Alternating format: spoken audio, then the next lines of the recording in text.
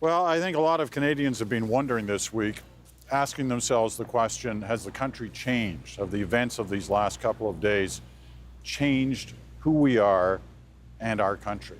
Well, we're going to try and answer that question tonight as the panelists for At Issue are here, Andrew, Chantal, and Bruce. I think in many ways we all kind of wanted to be here, close to where all this happened in the last 24 hours. But it's a big question, you know. Has the country changed? Are we different than we were even 24 hours ago? I'm not sure. I think Canadians knew in their heads that we could be the targets of terrorism before this. We'd had, after all, been the target of unsuccessful attacks. I'm not sure we knew it in our guts. I think, obviously, after this, people in the forces know it in their guts and their families. People in this town know in their guts.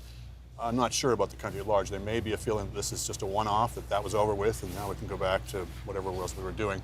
I suspect we're going to be in for more of these, and I think that'll be the real test, is how do we react if we get a worse attack. That is the kind of message from a lot of security officials that, you know, there will be more. It's almost certain there will be more. Who knows where and who knows in what manner, but that there will be more. Chantal, have we changed? I don't think so, and I think if we changed overnight, it would be a strange sign of a country. I think we're more solid than that. This is a country that has known domestic terrorism in your lifetime and mine, and has come out of it, has gone to Afghanistan, lives next door to the US. So no, I don't think, I think it has brought out how Canadians are. But Canadians are well-informed people. I don't think that most of them were taken aback by the notion that the rest of the world did not leave us an island. Bruce? No, I don't think we've changed, Peter. I think that, in fact, if anything, the context in which we live may have changed. The events of the last 24 hours, at least as I witnessed them, were really a reminder of who we are. We grieve at loss. We show compassion for people in distress.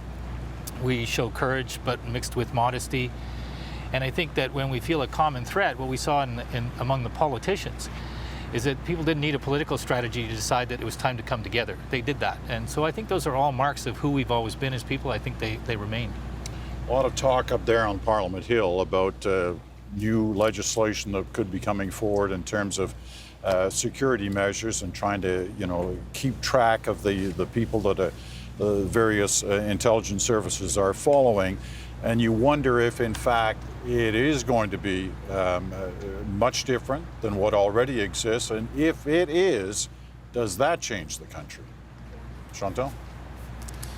I think it's normal that there would be this talk. I think that it's part of the security blanket that you throw on people after they've had a scare, that you say you're going to do these things. And I think there are people who want these things and who will use this event to do it. But at the end of the day, we have a strong network of law, charter rights, civil liberties, and the power is offset. So even when politicians are suffering from political post-traumatic stress, or maybe we are too, we do have institutions that take the longer view. So I don't really worry. I mean, over the next few months, we'll hear a lot of things, but I don't think Stephen Harper wants a police state. And I don't buy the notion that the opposition leaders want to leave Canadians and themselves open to attack. So I think we'll find a balance. Bruce? I think we're going to have a healthy debate about measures of public security and civil rights, and I think that's a good thing for us to have. On the question of whether or not we are going to fundamentally change, I think a lot of that has to do with whether the nature of what we saw yesterday is going to prove to be part of a more systemic, sustained threat to our security. I don't think there's anywhere near enough evidence to decide that now, and it will only be known over time. I think we have to distinguish between the catastrophic attack of the September 11th kind, where we had that kind of debate post-September 11th. We brought in new legislation, and I'm not saying we struck the balance perfectly that time. Maybe we need to have that discussion again. But that has to be distinguished, it seems to me, against this kind of low-level, lone wolf type of attack. It's horrible. We hope we can prevent it, but we're not going to. There's going to be attacks breakthrough of that kind, and we can't possibly wrap every shopping mall in bubble wrap and protect every possible site in the country. It's going to break through. So in that sense, I hope we don't change. I hope we sort of understand and toughen our skins a bit and understand that's going to happen to us, and we're going to have to accept that. I think we will. I think we can. We saw a lot of remarkable scenes on Parliament Hill today. inside the House of Commons, the speeches by the three main party leaders and their reaction to each other. I mean, I think it caught a lot of people, including some of them, by surprise. Now, we have talked in the past on highly emotional days about how everybody gets along and how close they are in their grief, the latest one before this being the Jim Flaherty death. But what we witnessed today really did seem different, and one wonders what impact that has on this place and on these people. Bruce? Well, I think it probably will have an impact on the way folks who work on the Hill, parliamentarians, feel about the job that they're doing. I think they went through something quite traumatizing, and I think we saw the evidence of the trauma today in how they dealt with one another. I have no doubt that they're going to return to a level of partisanship, but I think that we saw something in the character of the three leaders and many of the parliamentarians in the last 24 hours that we haven't really seen for a long time, and in the case of Mr. Harper, probably that many people have never seen before. A level of kind of personal, emotional commitment towards the people that he's characterized as his opponents in the past and again today, but also said were his friends and his colleagues in Parliament. Chantal? I think if we get anything good out of this, it's probably that we saw today, and those of us who cover Parliament know this, but they don't go out of their way to show it, that all of the people that we elect come to their positions out of good intentions.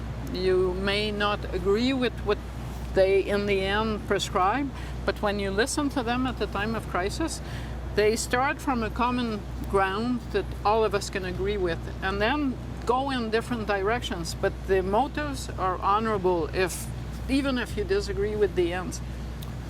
You definitely saw some genuine emotion today. How could you not, after what they've been through? And part of that emotion, I'm sure, was a realization of their commonality as Canadians and as people. I don't think necessarily we saw politics being put aside over the last couple of days. I just think you saw politics being taken to a different level as the times demand. People were not going to put up with the kind of cheap partisanship that we take most of the time. But you definitely saw them laying down markers in those speeches. They were speeches that none of them could really disagree with, but they each said different things and they laid different stresses.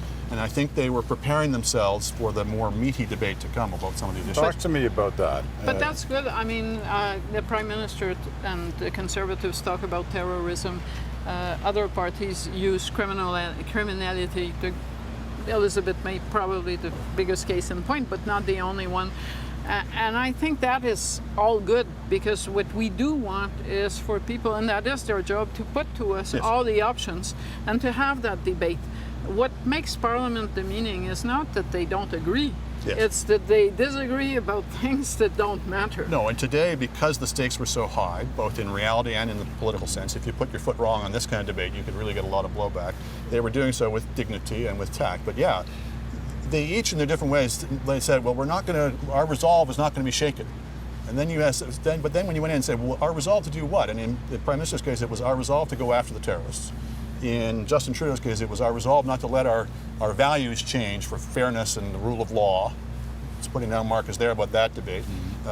Thomas Mulcair stressed we're not going to allow ourselves to be divided against each other. So we're talking about sort of different, multiculturalism, et cetera. Each of them were, as I say, who could disagree with any of that, but they were all putting different emphases on it. How does it change the landscape, or does it at all, these events of this last week? I mean, so much, even this week will be looked at through the prism of what we're going to go through over this next year. Does this change things on that level? I don't know that it has. I don't know that it won't turn out to have been an important event. I think that the measure of that will be taken in time. Certainly, I think the character and the philosophy of the leaders is what people are going to be looking for cues from here. And I think they saw more from both leaders than they have on other days, perhaps because more people were paying attention and there were, I don't want to say higher stakes, but there was a greater importance attached to what they were saying and how they were saying it. And I do think, though, that when I looked at what the three leaders were saying, what struck me wasn't that there were important differences, although there were differences in terms of what they were thinking about.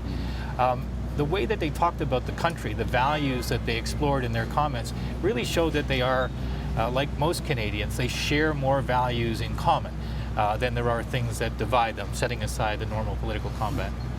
It could have made a difference, but I think after the past 2 days, most people who are objective about this, I'm not talking about partisans, would look at the three main party leaders and think, if this had happened on somebody else's watch, would I feel comfortable? And I don't think they came away with the sense that no, they were better off with Stephen Harper. In the reverse, I think many people who dismiss Stephen Harper as being the devil incarnate, if they are objective, would have to look at this and say, he doesn't do badly when someone has to look for our back. So it's probably, a zero-sum game in a partisan way, but it could have been different.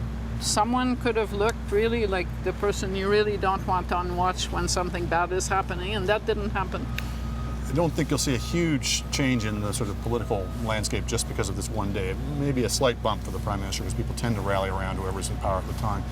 But I do think it's put the issue in play. I remember we talked about this some weeks ago about whether foreign policy would ever be a defining issue, and I said unless there was a war or a terrorist attack, and now we're now both. we have both. So I think security, defense, foreign policy has in the last couple of weeks or a couple of months has definitely jumped up to become a major issue. You think it may take a while before the tone changes, if in fact it does here? I mean, some of these people, and we've all talked to them. I talked to a couple today, MPs and ministers, who were clearly shaken to the core by what they saw and what they witnessed and what they heard right outside their caucus doors, literally meters from them yesterday. And that was part of why we saw what we saw today. That doesn't disappear overnight. No, I mean, we can't put ourselves in their shoes. They've just gone through a life-threatening experience by all accounts, and it'll be interesting to watch. I don't think we can necessarily predict how that alters or changes people. Maybe not at all, but most people who've gone through that kind of thing do come out slightly different people. Last word, Chantal? I tend to think that there's a sentence in French, le naturel revient au galop, natural comes back to gallop. We will, and in a way it's kind of the coming back to normal is part of feeling better about what happened, so I expect we will be back to normal at some point before Christmas. Bruce? Well, I think actually that it has been my view for a little while that we've been moving away from some of the worst of the partisanship with some bumps in the road, but I think that it has been the Prime Minister's determination, as I've seen it anyway, to adopt a more statesman-like role on the variety of issues, including mostly foreign policy issues in the last little while. And so I'd be surprised if the government feels that it's in its interest in any way, shape, or form to allow a recurrence of the kind of partisanship on their side of the aisle anyway. All right. Thank the three of you. See you next week.